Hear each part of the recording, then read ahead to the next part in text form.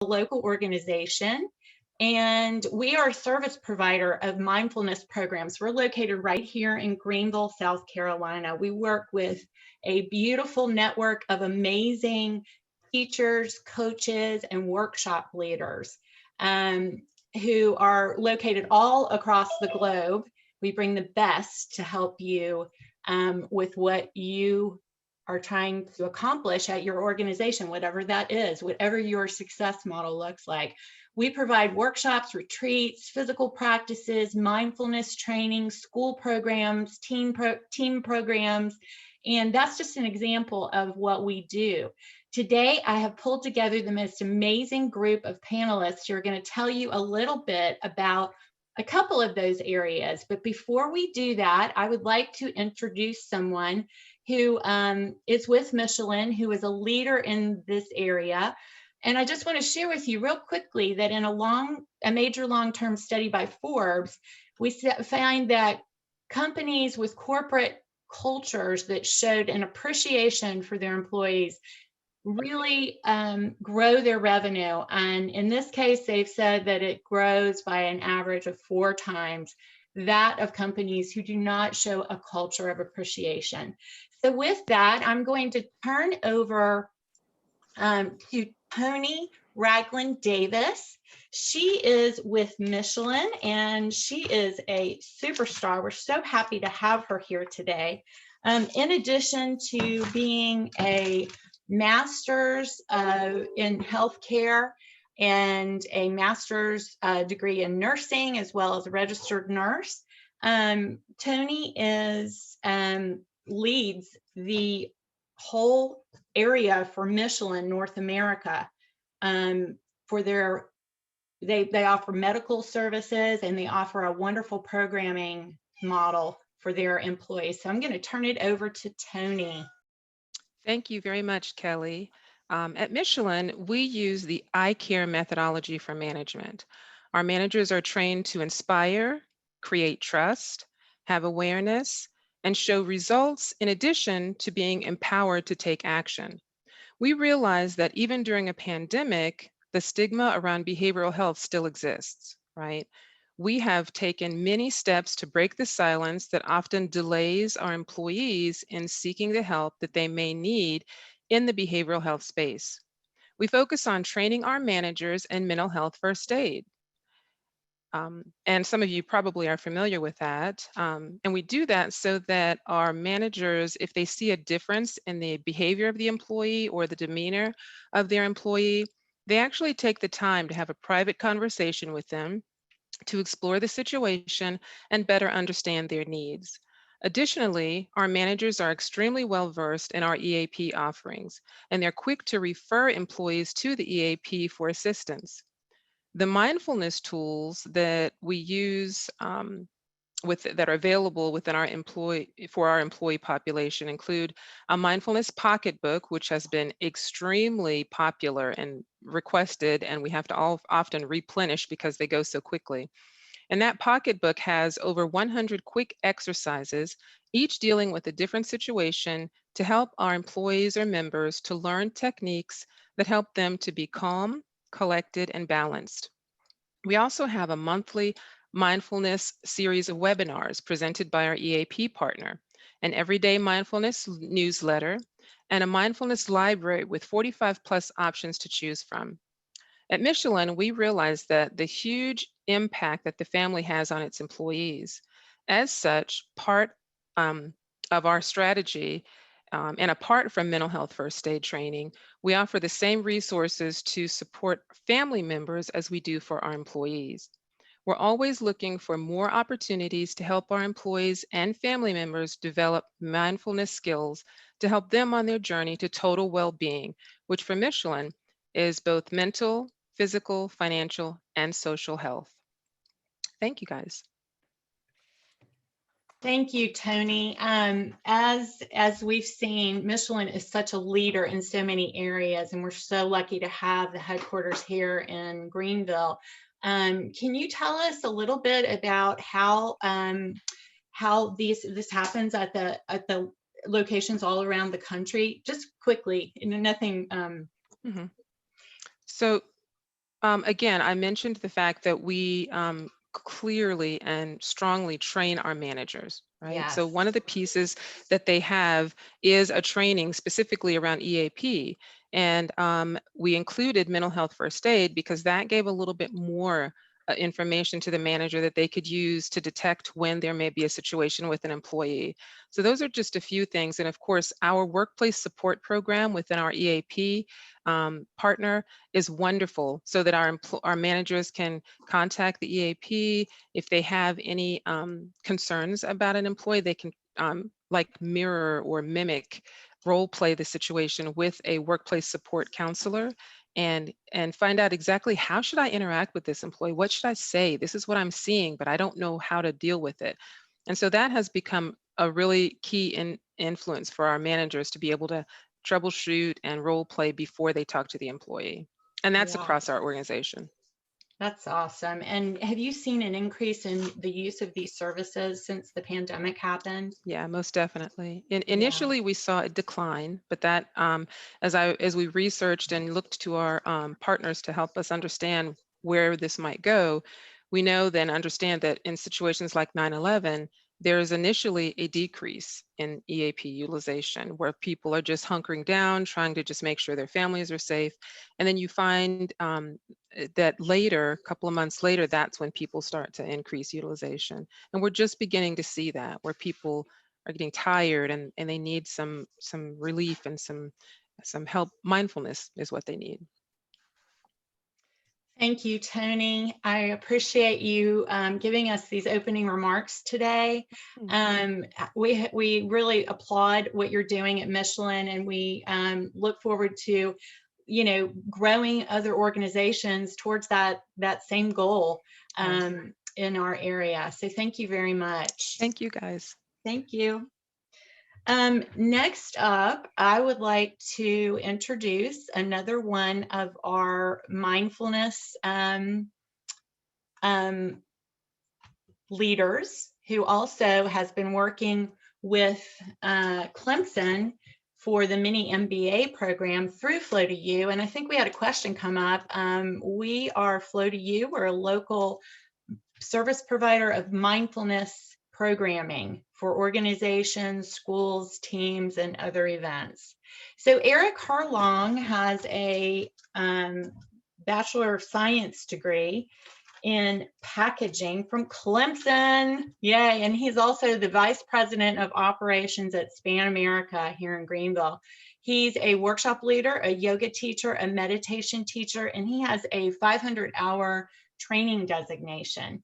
One of Eric's favorite quotes is, "There are two ways to live.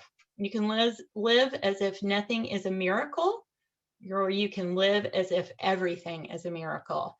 That is a quote from Albert Einstein. So with that, I'm going to turn it over to Eric Harlong. Hey everyone, how are you today? Thanks for being with us. Kelly, do you have the slides? I do. Yes, we'll go ahead and share those.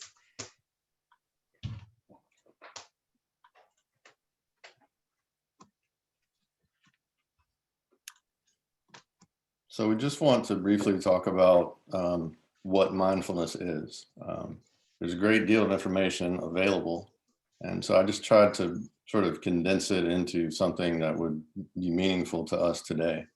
So more of a sort of a classic take on mindfulness is cultivating present moment awareness, right, of our current life experience with an attitude of non-judgment and acceptance. So it's a way, I think, of sort of reconnecting with our life. And if you want to think of it in terms of a daily life practice, it's the moment to moment awareness of our thoughts, our feelings, our body sensations, and our surrounding environment, like what's actually happening in the moment around us.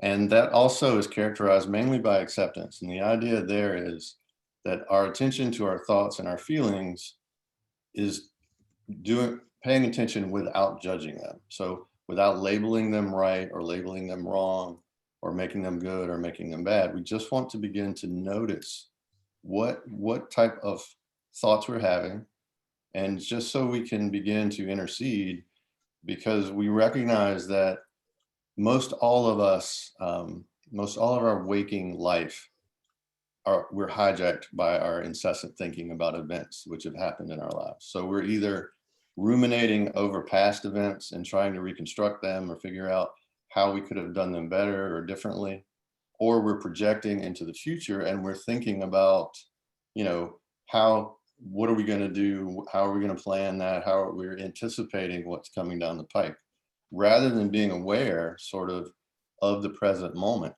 Some people call that, you know, the now. So this moment that we're all in together right now, virtually, you know, this is when life happens. This is when we make choices that determines the course of our lives.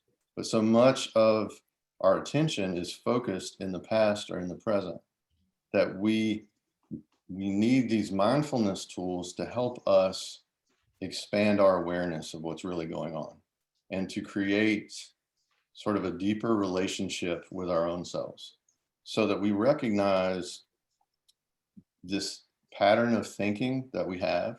You know, some research I looked into said we have 12 to 60,000 thoughts per day. Of those thoughts, 95% of them are the same thoughts we had yesterday. And then of those thoughts, 80% of those thoughts are negative thoughts. So we just have this continual loop of thinking that's happening in our heads all day long. And most of it's the same thought day to day.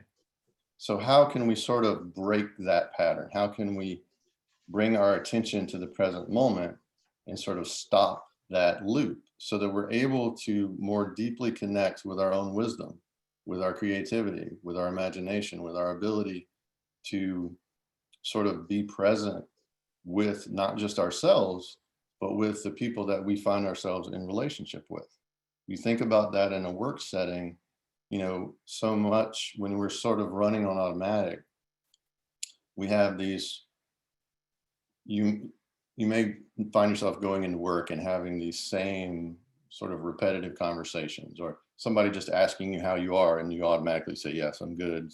You know, like you're not really stopping and thinking or noticing, oh, how am I? What's really going on? How am I feeling? And we're so stressed because we're so sort of in such a hurry, and we have all these to-do lists and all this sort of technological pressure from our phones and our email and our projects, that we often don't recognize how overwhelmed we are. We often aren't connected to our true energetic state. So bringing mindfulness into your life helps you to begin to deepen your connection and understanding of your current state, your current energetic state. And that begins to give you the ability to recognize when you're feeling overwhelmed, to recognize when maybe you've been triggered and your emotions are running away with you, and to recognize when you're actually on point, when your attention and your focus is in the present moment. You know, some folks, you know, you may even call that flow. Like when we have that absolute connection, when we're doing something that we love, and we have this feeling inside that you might not even be able to explain. You just know it when it happens, right? We see a beautiful landscape, and for a moment we stop thinking and we have this really peaceful or joyous feeling, right? We have the ability to train ourselves to live in that place more often, right? And so mindfulness is a practice. And as we begin to do more and more of it, we begin to expand that space. So we give ourselves less time sort of away from the present moment, and we expand the amount of time that we are focused. Now, some of the benefits, Kelly, if you go to the next slide, some of the benefits from that, from a work perspective, you think of it organizationally, is we begin to learn how to reduce our stress on our own. We do that by first just recognizing that we are stressed, recognizing the things that are stressing us out, recognizing the things that are making us feel overwhelmed, so that we can maybe incorporate some tools or some practices to work with those things. So stress reduction and relaxation, I think, are sort of that key first step or benefit you get from a mindfulness practice, by just having a pause in your day that you disconnect, put your phone down, and take some time for self-care. just gives you sort of the ability to relax and begin to notice what's really going on. And then that moves into the next one, which is expanded self-awareness. So as we begin to get more connected to ourselves and we're able to better understand how we feel, what our mental emotional state is, then that gives us the ability to work with those things and to, as we begin to find tools to help us stay on balance, stay on center, and then direct our attention where we want it to be, we start then to recognize what's going on around us more. So when you find yourself in relationship at work with other employees or even at home, your personal life, what happens often when we're lost in thought, we're not really even aware of what's happening in our own life. Once we begin to create a space where we're sort of there in the moment and focused, and we're recognizing what's going on inside us, it helps us see what's going on around us better. It helps us be able to feel sort of how other people are showing up in the world. And it gives us the ability to connect with them in ways that weren't available to us before. So it not only improves your relationship with yourself, it also improves your relationship with all of the people that you touch in your life, because you're more present for them. You know, you can actively listen to them. You can, you know, and people, the thing is, other people can feel that energy. They recognize that, hey, this wasn't just an automatic response. You really are listening to me. You're appreciating and allowing me to share with you. And that's very important when you're trying to build teamwork and trust in an organization. So that really sort of quite naturally moves into our ability to increase our resilience, right? Resilience is a word that you hear a lot. And that's basically just our ability to bounce back once we've been knocked off center, right?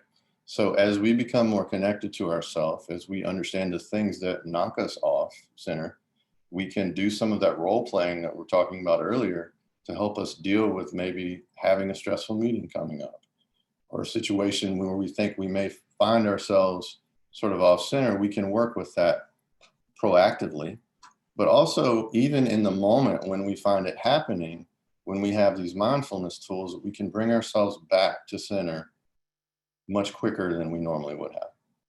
And that can make our communication much more effective in the organization. And then sort of the last thing on my list for today was just improve focus and attention. And this just comes from doing the practice, right? From actually moving back, you know, recognizing you've lost your focus, recognizing you've lost your attention, and then coming back to the present moment again and again and again.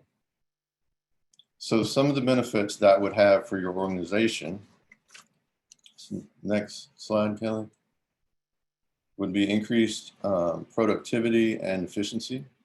And that, as we've talked about, is coming, a great deal of that is just coming from your ability to focus your attention on purpose. From that, you have the ability to deal with distractions. You know, it increases your ability to handle distractions in the first place.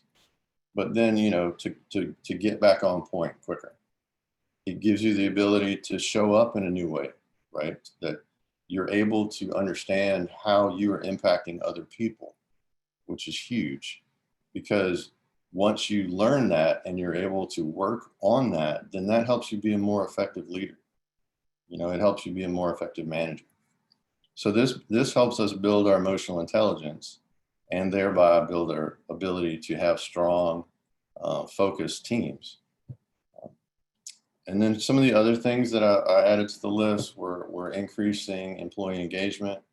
And I started a yoga program where I'm working.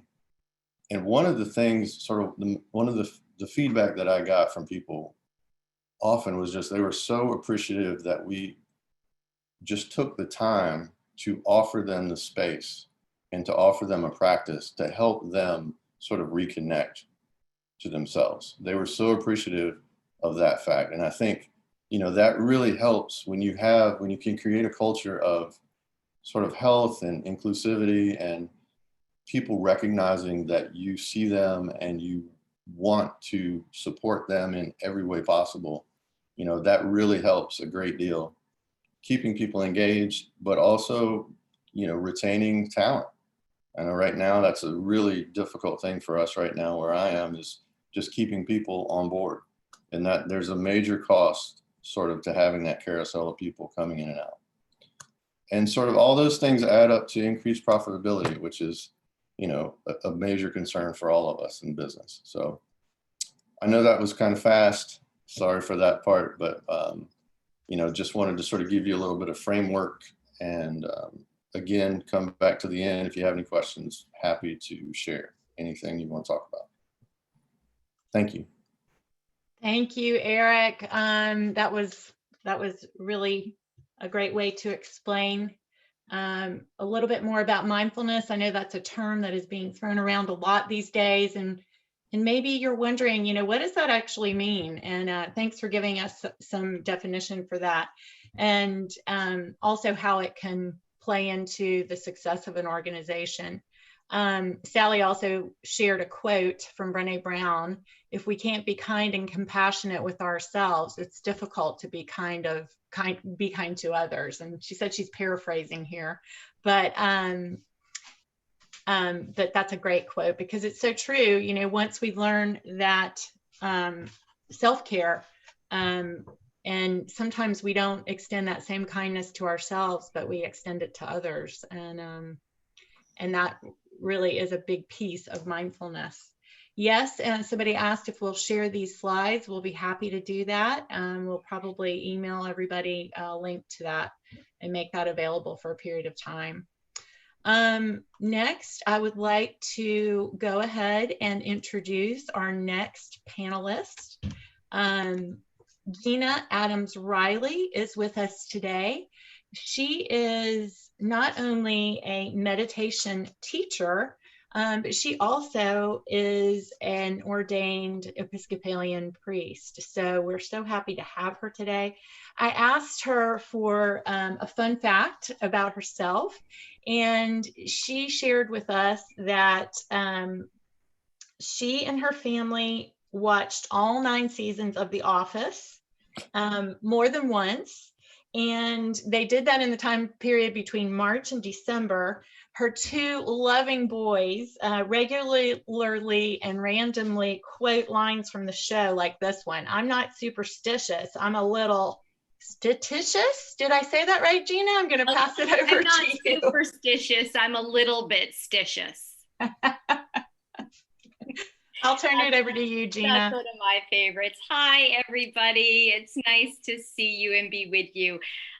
My dog is in the room, so if you hear any random noises, it's her, not me. So welcome, and thank you so much. Oh my goodness, thank you so much for. Kelly was talking about her cats jumping up. I didn't expect that. Thank you so much. And I'm gonna pull some threads on some of the things that Eric led off with. And I think it is helpful to hear some different definitions of mindfulness and what that really is and what that means to different people. So let me tell you what I'm going to talk about in my time, and then I will dive in. I want to give you some definitions of mindfulness also. So I want to talk really from my experience, what I think mindfulness is, and what I've seen mindfulness become as I've watched others grow and become more mindful. I'd like to touch a little bit on the science of mindfulness practice.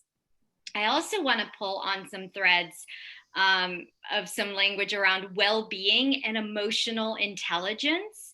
And then the last piece is really talking about some of the benefits as well.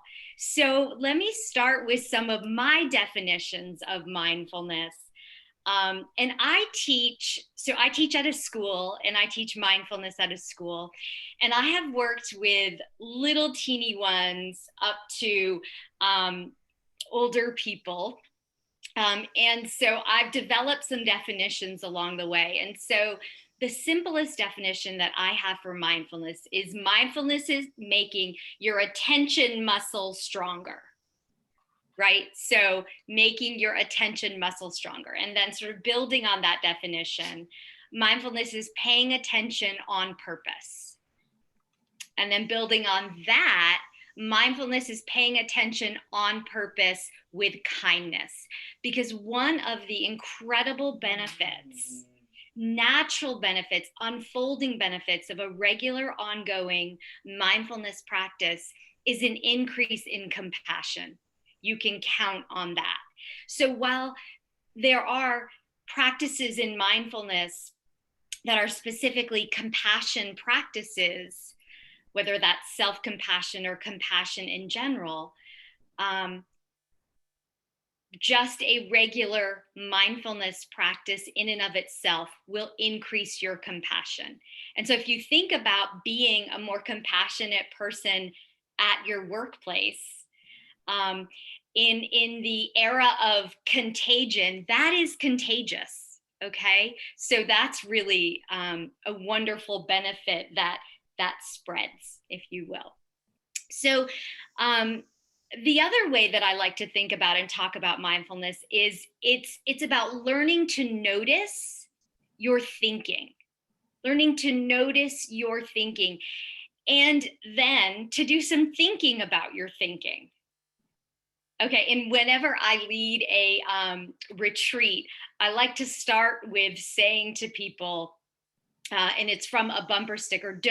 The bumper sticker says, "Don't believe everything you think." I like to start with, "Don't believe anything you think," right? So let's take this time to sort of set aside all these ideas, and they're just going to come and they're going to come and they're going to come, and you can be like, "Okay, sure," but right now I'm going to set that aside and just really be here. So those are some of my definitions of mindfulness. And where does it happen, right? And so mindfulness happens, I like to say, both on the cushion. That means in your chair, that means standing up. So having a practice, and it happens in daily life. And for many of us who work, right, daily life, we spend so much of our daily life at work. Okay, so what does on the cushion practice look like? All right, so on the cushion practice could be as simple as 5 or 10 mindful breaths. Okay, what is that? So right now, just give your body a little shake. Shake your shoulders, just bring in some attention to your body. Your body is a container of so many things, and one of those things is your breath. So right now, bring your attention to your nose. Mouth is closed, and notice the next in-breath that comes naturally and the out-breath that naturally follows that.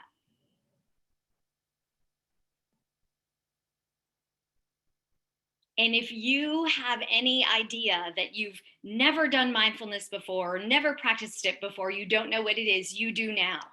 That is mindfulness. It's bringing attention. So your practice might be 5 or 10 breaths, or 5 or 10 minutes of bringing your attention to the breath, bringing the focus to the breath. So you want an anchor for your attention. That's what I would call on the cushion practice. Mindfulness in daily life might look like something like, maybe right now, this is your second or third Zoom call of the day.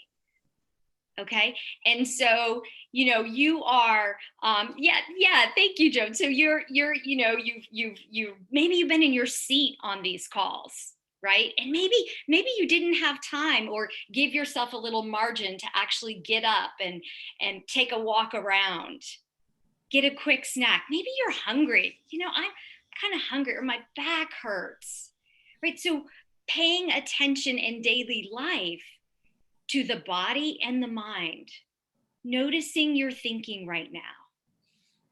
What are you aware of?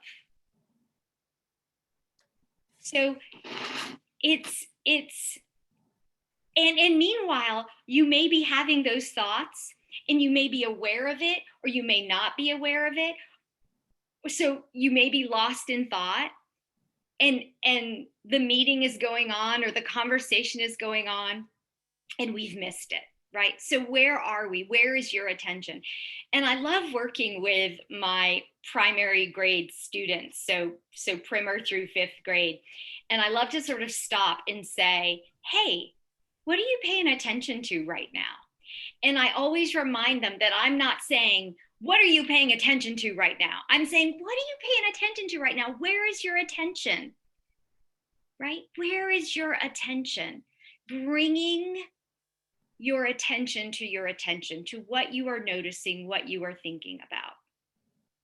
All right, so just a little bit about the science of mindfulness practice. It's called contemplative neuroscience. Contemplative neuroscience. That's sort of the official name for the science of meditation and mindfulness. So lots of great studies out there about how mindfulness affects the brain, the body, and then of course the mind and thinking. So a regular ongoing mindfulness practice, such as 5 or 10 breaths or 5 or 10 minutes of anchoring your attention on the breath. Not really a lot more than that, but a regular practice of that. Daily saying, I'm going to do this practice. I'm going to show up and do this. Okay. A regular practice decreases stress, decreases depression, increases focus. This is the science. These are what the studies are revealing. Improves focus, improves mood and sleep. Wow, so many people show up at work having not slept well at all. Mindfulness practice helps with that. The science shows that. Increases compassion, increases feelings of well-being. This is the science. And I want to talk about well-being for a moment. And I want to talk about emotional intelligence, okay? So well-being is the state of being happy and healthy. So key to your well-being is your emotional intelligence. And working in education, working in schools, I'm not an educator by training, but working in schools, there's a lot of talk about emotional intelligence.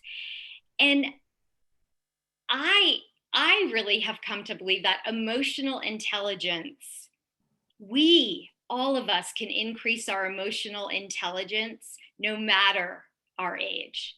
And so I want to bring that idea forward from just education and bring it out into the world so we can all think about our emotional intelligence. So key to your well-being is your emotional intelligence. And what does that mean? It's having the awareness of recognizing your emotions and your thinking. I think of having the intention of understanding your emotions and your thinking. We don't have to understand all of it all the time. Recognizing it is a big part of it. And then we can understand it, and then we can do some managing of our emotions and our thinking, right? I can be a container of my own emotions and thinking. And when I learn what my emotions are and my thinking is, and I can contain it, then I can be more present with others and more present with someone who is perhaps not the best container of their emotions and their thinking, right? And we're aware of people like that, both at home and at work. So as we raise our emotional intelligence, again, humans of every age can do this. We can be present and compassionate with those whose EQ, if you will, is not as high as it might be because they are not as self-aware. And if we were all a little more self-aware, I absolutely believe that that we would want better for ourselves. We would want more well-being. We would want to look for ways to really care for ourselves. So I think you can see how a mindfulness practice, again, it doesn't, if you had some idea of what it was, think about your thinking. Wow, I really thought a mindfulness practice was sitting really uncomfortable on some cushion. I thought a mindfulness practice was something completely different. It could just be showing up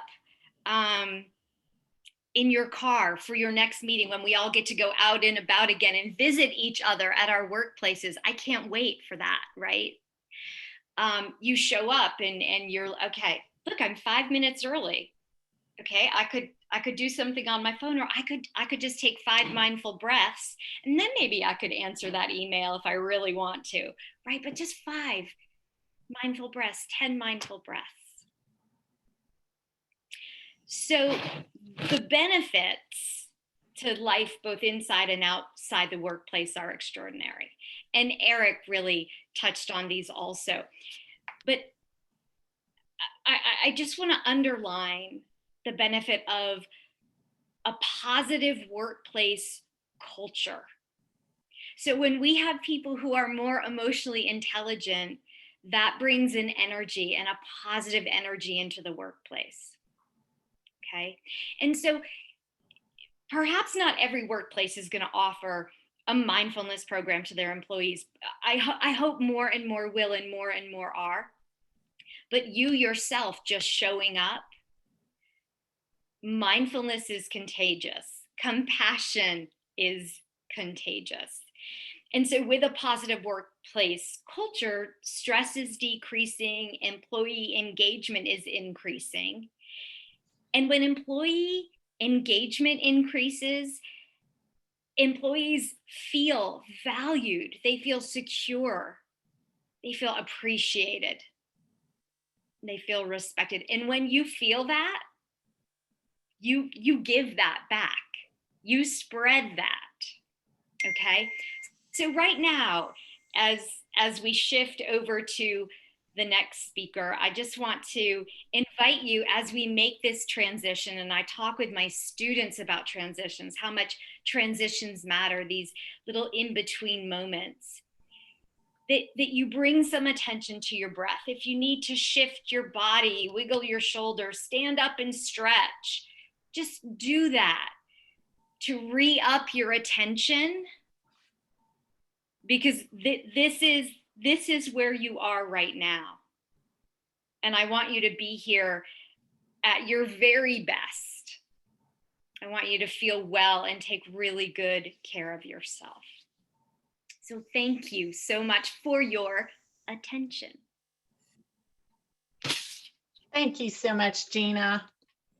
It is such an honor to have all of these panelists with us today. And I wanted to let you know, I apologize for the lack of interaction. We want to get this information out to you. So if you do have questions, keep putting them in the chat.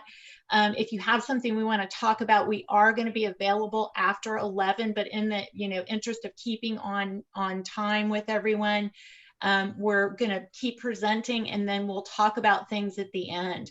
But give yourself a little stretch here. Breathe. Maybe raise your shoulders up to your ears and pull them back down.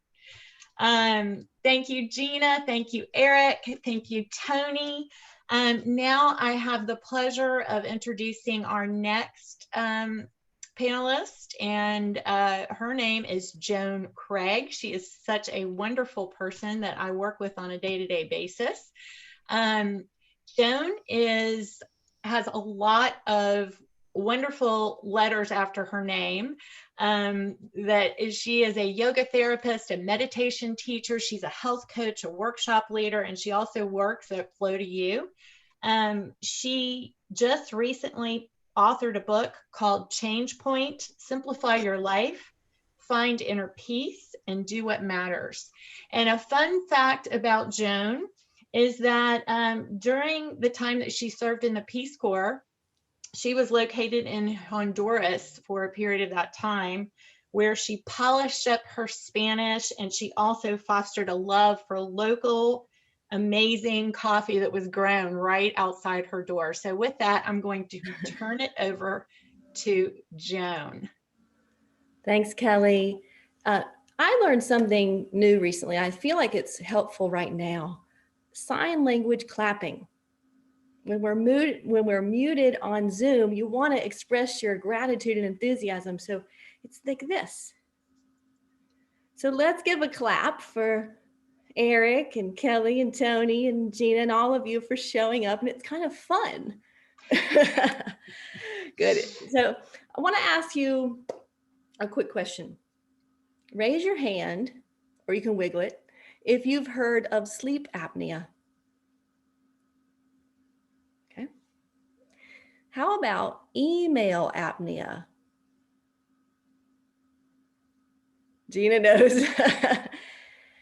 Email apnea the name was created a couple years ago by Linda Stone, who worked with Apple and Microsoft, and she discovered that when we're having uninterrupted screen time, we sometimes stop breathing. Take a big one. Gina already got you breathing. Or our breathing can be very shallow.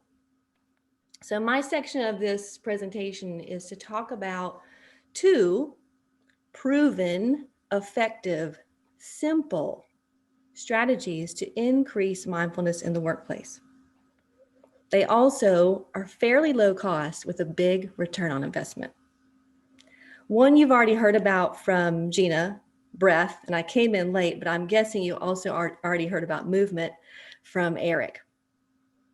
I want to share with you 2 short stories from my own life about workplace mindfulness interventions that helped me. The first one happened in the late 90s. I was living and working in San Francisco in the tech industry. And I had this job. Some of you might remember that job, the cradle on the phone and typing and listening to people on the phone all day. The place I worked, we were a technology organization. Most of us were on the computer all day long. And some of us started to have issues. Neck pain, shoulder pain, back pain, carpal tunnel, repetitive stress, thumb issues, you name it. The company invested in us. They brought in an ergonomics expert who actually set us up at our desk, all correct. I got the headset, I got a kneeling chair. We were overhauled. And then they invested in a stretch program that wasn't as official or complicated as yoga. It was just every hour on our computers, a message popped up and we had an opportunity to do these 2 or 3 really simple moves. Stand up, stretch your arms, move your hips, that kind of stuff. It was stuff we could do in our regular work clothes, and you didn't have to feel funny that someone was going to look at you and wonder what you were doing, moving your hips around like that. That was this first thing. Second time happened in the 2000s. I was already working actually at a wellness center. So you would think I was already really active. But where I worked, we had a movement mindfulness program focused on steps. So many of you, and actually I'd love to see your hands, if you wear a pedometer or you use your phone or you have a Fitbit. Yeah, they work. So 15 years later, I still wear my pedometer because it really woke me up. So Gina talked about paying attention. It made me pay attention to the fact that, I've got to move some more. So these simple interventions really work. When we look at the research about injuries in the workplace, between 40 and 50% of them are things that mindfulness could impact, and probably more. 22%, so that's a little more than a fifth, are injuries to the back. So these are injuries that are disabling so that the employee either can't come back to work or they can't come back in that same capacity. You can think about that it might be a physical job, doing some lifting improperly and injuring your back. This is interesting. Another 22% of the disabling injuries that happen at work happen to the eyes, the hands, and the fingers. So I don't think those are typing injuries. I think those are probably mechanical injuries where someone is not mindful. They're not feeling well for whatever reason. They have an accident that damages the hand. So that would be a great application of having, as Gina said, stronger attention muscles or some contemplative neuroscience, right, applied to that. So we've got these two issues. We've got injuries that could be because of lack of paying attention. And then we've got a different kind of injury that happens when we're not moving enough, or we're getting eye strain from looking at the screen all day. So what are we going to do about it? Movement and breath. When we look at the movement interventions, as I mentioned, they can be really simple things. They don't have to be intense exercise programs. They don't have to be tied to any dogma. They can be just based on simple anatomy and getting people up out of the chair. Or if they have a physical job, it can be about reducing the wear and tear in their bodies from the repetitive things that they do all day. Breathing, Gina already gave you one example, just feeling that breath come in and out of your nostrils. And there's so much research about the different ways to breathe and how they affect us. I want to share with you one that's really simple. We've heard about fight or flight. We know that when we're stressed, the breathing is fast and uneven. We know that when we're in email apnea, we either stop breathing or the breathing's really shallow. So a simple remedy is to focus on the length of the inhalation and the exhalation and make them even. If any of you have heard of heart math, yes, yeah, I knew you would. Yeah, so heart math, there's tons and tons of research on heart rate variability. And if your heart rate variability is high, then you have positive cardiovascular outcomes, positive emotional outcomes. If your heart rate variability is low, things go down. The simplest way to help your heart and mind is to make the inhale and the exhalation match. So let's do it right now. I'm going to count to 5 and we're going to breathe in for 5 count. 1, 2, 3, 4, 5. Breathe out. 5, 4, 3, 2, 1. Now that's better if you do it at your pace than my pace. So you can take your hand and put it on your leg, or you can, work your hands together, but feel the pulse of or the press of your finger, and we'll breathe in for 5. And out for 5. So while I finish talking, I want you to keep doing that. Breathe in for 5 and out for 5. And just doing that one single thing changes your heart rate variability, which also changes how the heart and the brain communicate to each other. So I hope you take that away with you and you can teach it to your coworkers today.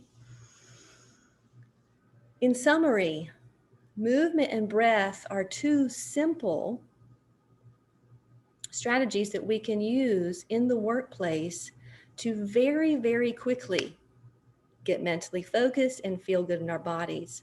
I did want to share with you one more piece. When you look at mindfulness interventions that are movement-based, they usually run like 8 to 12 weeks, something like that. That's the training piece.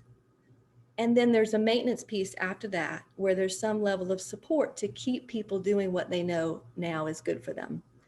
So I know Kelly has some suggestions for you about how you can bring that kind of thing into your organization. And I'll turn it back over, and thank you. You can bring that to your new meeting, your Zoom meetings too. Thank you, Joan. Thank you for all of those tips. Again, I am so honored to have our panelists with us today. I'm going to go ahead and share the screen again. Wanted to give you some information that we've pulled from the current times that we're in. Since the outbreak of the pandemic, according to a Harvard Business Review, about 53% of employees surveyed say that they are feeling exhausted. A lot of this will be no surprise to those of you here today who, you know, are probably dealing with a lack of rest and sleep and a lot of worry. What if there was a way to help? Employee retention, Eric spoke about this. Employee retention is tougher than it's ever been, and replacing those employees carries a big cost to all of our organizations. According to a recent report from Forbes, after a week of virtual meetings, 30% of employees feel stressed, while 22% of our remote employees say they struggle to unplug. What if there was a way to help with that? 69% of employees say they'd work harder if they were better appreciated and the company had their welfare in mind. Gina spoke to that. You know, having a culture within your organization of caring and compassion and building that emotional intelligence within organizations is really what we're talking about. And that information is from HubSpot. Since the outbreak of the pandemic, 75% of employees say they feel isolated and 57% are feeling greater anxiety. And what if there was a way to make an impact on that? And that's exactly what we're talking about. I have more statistics here. It's just really talking about the same thing. We really feel a call to action on these things. 69% of employees say they'd work harder if they were better appreciated and the company had their welfare in mind. So help your team feel less stressed and more productive. Help your team collaborate better with each other and with clients and customers. And help your team feel and be healthier, lowering healthcare costs and absenteeism. Enable your team to be their best, to reach more of their potential and to have more energy and focus. So I'm going to give you a couple of quick tips about how you might start this in your organization. I know this is a lot of information today. Stay with us. Start with a top-down approach. All of the research says that, you know, starting with a leadership program and executive program really helps with these success rates at your organization, mainly because, you know, you want to make sure that people are drinking the Kool-Aid and they're on board. Again, Tony mentioned that, you know, training the managers to have that compassion is really key. Step 2, use these 5 strategies. You know, make a commitment to, you know, a mindfulness practice. This is really not something that you can like have a lunch and learn one time and expect to see huge results. A Harvard Business Review reports that one of the biggest pitfalls to successful workplace wellness training is one-time events. So we really encourage you to look at a strategy, potentially on a long-term basis, but certainly on a 6 to 8 week basis as a starter, because that's how long it takes for habits to change. Excuse me. Focus on your culture. What does your culture look like at your organization? Do you have a wellness program? Is your culture supportive of work-life balance? Do you cater events with healthy offerings? You know, things like this. Do you have gym memberships for your organization? And then provide individual support. That's something that Michelin talked about, as Tony spoke about as well at Michelin. We're so, you know, lucky to have that at that organization, where people who really are in need can reach out and have the resources that they need. And that may not always be a mental health situation. It could be a financial situation. It could be a divorce in the family, you know, something that might take other resources to support that individual. Dedicate the time and space needed. You know, making it a priority in your organization really will help your success with improving the culture in a more inclusive and compassionate way. And then show support for your organization. A lot of times the teams might be reluctant to embrace this type of thing. But whether it's your C-suite participating in the events or your department leaders, you really have to build a culture that, addresses all of these areas so that you have that support.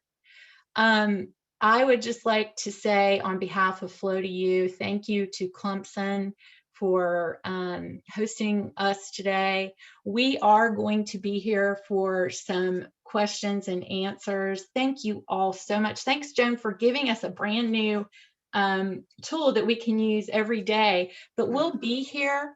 And last but not least, as Flow to You, we, again, for those of you who maybe came in a little later than at the beginning, we are a service provider of programs.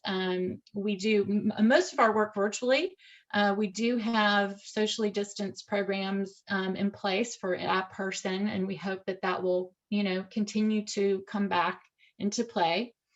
But what we'd like to do today is, if you're interested in receiving a chair recess for the members of your organization, please type your email in the chat box.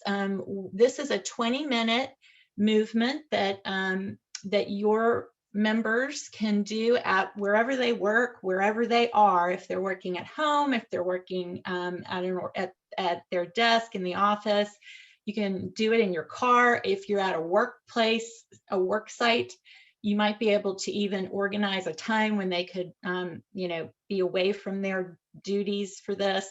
And it's just a 20-minute little bit of stretching and breathing that kind of gives the body and the mind a break. It's so important.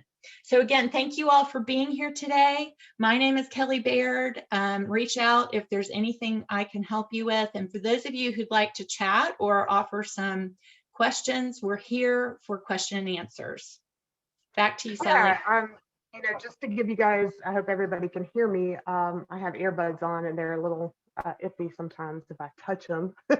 But if we are going to stay, we want to, if you have to leave, go ahead and leave. We want to respect your time, but we're going to hang around for just a little bit if you have any questions. And also to answer some of your questions, we will be sharing this recording. So, once I get the recording in the cloud, we will be putting it on our website and on our YouTube channel, and I will share those links with everybody. So if you've registered, even for those who weren't able to make the entire presentation, you will get a link to the recording. So thanks so much, Kelly, Gina, Joan, and Eric, and Tony, for just kind of giving us all of that information. I know I was a little bit chatty because in my counseling program, we did go over a little bit of mindfulness. And then also I was in alcohol abuse prevention. And so I worked with brief motivational interviewing, which is a very similar type of work with people. So anyways, does anybody have any questions right off the bat that they want to ask? You can unmute yourself and or put it in the chat box.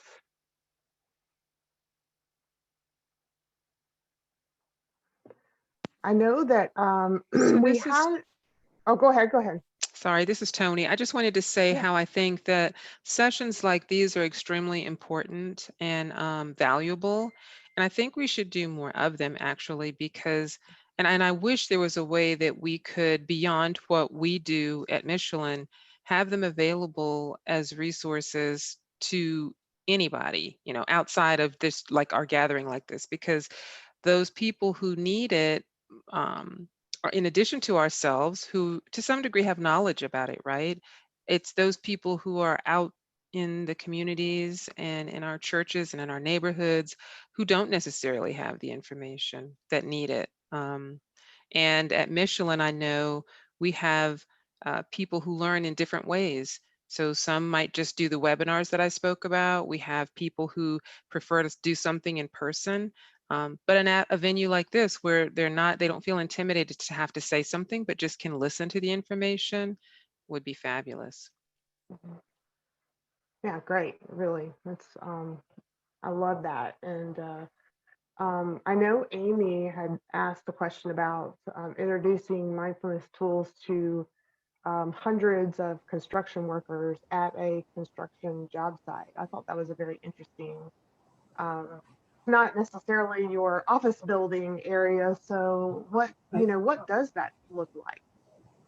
Yeah, Oh, Amy, go well, ahead, Amy. maybe it's a question for Kelly. But I work at Floor, so we're engineers and constructors, and we have tons of people doing very physical jobs, and so I think Floor does a good job with EAP and with the office staff, but we don't necessarily do a good job with the folks that are at construction job sites.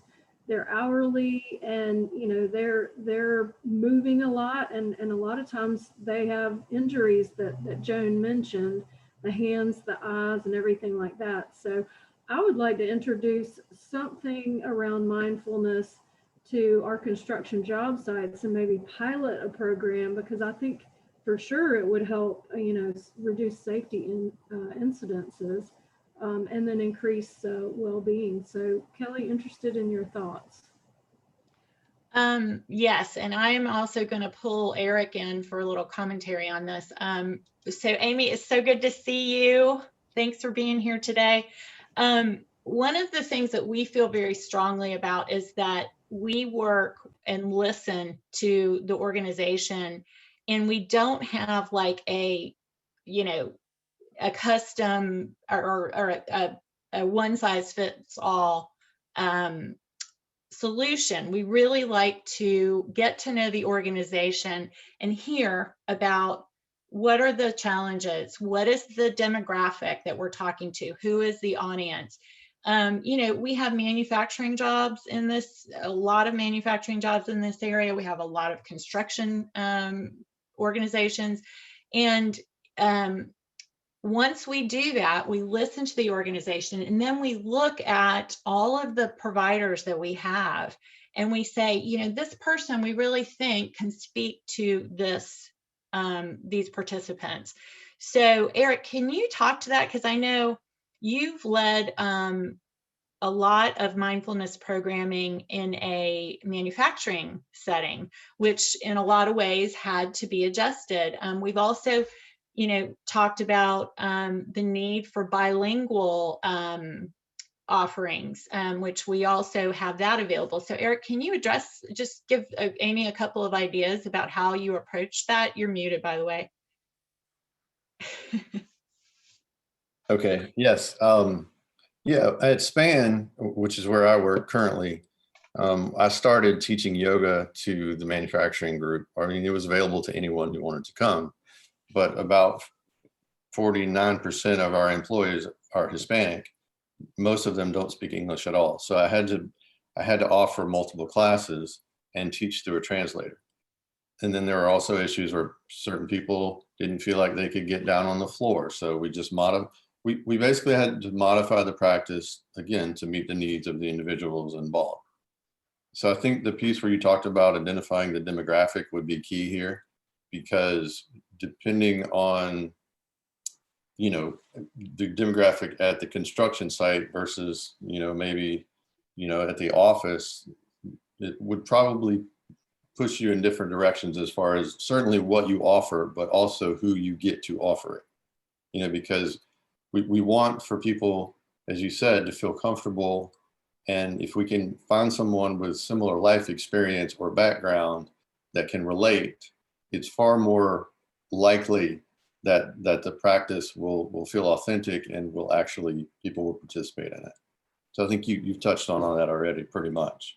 Yeah. But yeah, if you understand sort of what's the goal, because it can be something simple. I work with my guys in the plant who none of them would come to a yoga class. Like they were not interested in that at all. So I just had to approach that in a different way. So in some ways I would kind of sneak it in just by spending time together and doing some self-awareness practices. We weren't even at that point doing a breathing practice. We were just sort of having repetitive meetings every week where we were talking about the issues that were coming up, and then just sort of trying to peel back the onion, if you will, and get people to start thinking about what is your part in this. How is your thinking? How is the way you're showing up at work? How is that contributing to these issues? Because what I was getting from my guys was just, hey, you keep hiring all these people that aren't any good, some generalization like that. And so we had to sort of delve in to understand, like, okay, what is our part in this? As managers, how are we contributing to these feelings that we're seeing bubble up out in the workforce? And so again, I think, if you want to do construction sites, at first, you might not really feel comfortable wrapping your arms around that. But once we figure out, okay, let's work with the people, let's understand what they need, let's understand how we can sort of package it in a way that they can receive it, then certainly we could come up with something that would be, I think, successful and applicable to their lives. Because all of us want to feel better and to, even if we don't recognize that, right?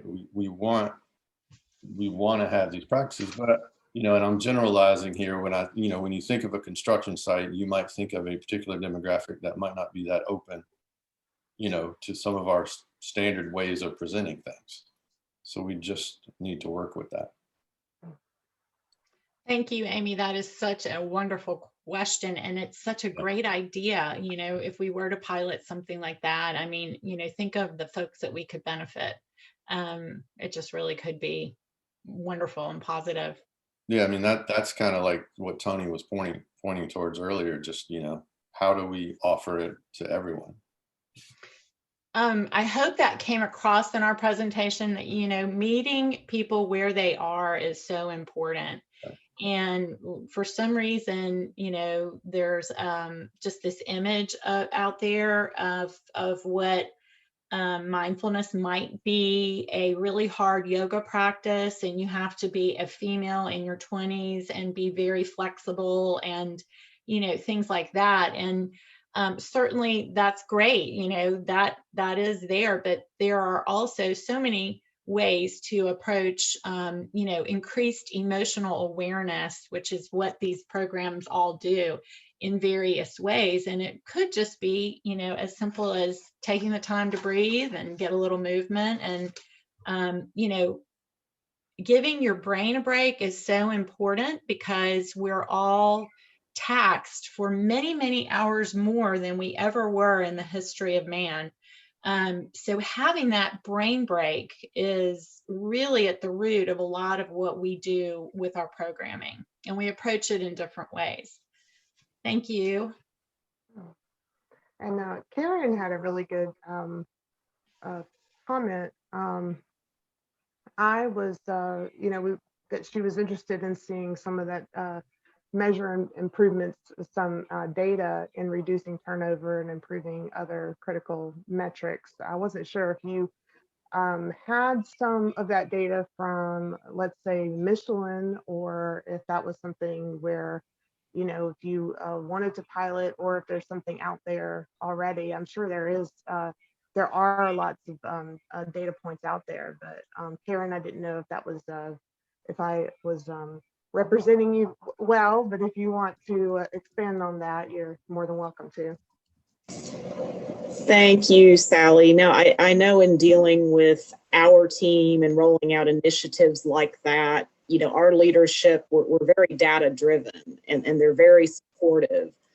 But if we can go to them with a little bit of a business case and say, here's some tangible deliverables we can get, we've already started to see that with our wellness plan. We've seen some improvements in our medical plan costs for the company. I mean, small, but just with the little bit that we've tried to roll out with our wellness initiative, which really probably kicked off more last year, but we're looking for ways to grow on that, to expand, and the timing of this webinar was great, so I really appreciate it. But anything like that that could be available, and we're primarily warehousing and logistics as an industry, but I think anything from manufacturing we could even use as a reference point to show that there's definitely numbers we can put to this. Yeah, I wanted to just bring up, yesterday when I was preparing to, meet you all today, I was collecting, I guess my point is there is so much data out there, and we are happy to provide you with that information. This was an article that came up yesterday that I hadn't seen in the New York Times. And it talks about how to be more mindful at work. It gives you quite a bit of data in here, to support. And it also references some white papers that support this idea. We're happy to provide that. Any way we can support that to you, just let me know. I can send you links and send you a couple of other reports or data points that you might need, Karen. We're happy to help in any way. Perfect. Thank you so much. Thank you. Well, thank you so much again, everybody. And just look for an email by Friday of the link for the presentation. So if you want to, look at that, I'll also have the chat of that goes to everybody, not any kind of individual chats. I know people sometimes get worried about the private chats, but yeah, I can download the chat too, and we'll have that available for everybody as well. So thank you again. Yay, it was wonderful. And I learned so much, and just keep in touch, and we'll circle back with everybody, and just have a great rest of your day and try to stay relaxed. Thank you. Thank you, Thank Sally. you. Thanks, Thank you, guys. everybody. Thank you.